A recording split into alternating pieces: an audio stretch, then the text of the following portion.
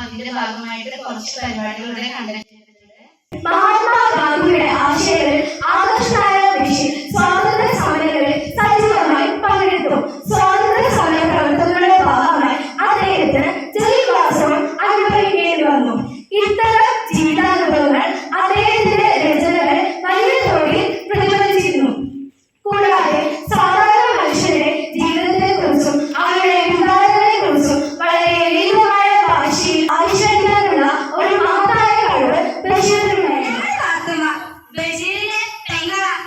ഇതെന്റെ ആട്, ഇതിനാർക്കും കണ്ടൂടാ, ഇതെല്ലാം കട്ടിലില്ലാത്രേ എന്നാ എനിക്കിതിനെ പെരുത്തി ഇഷ്ട.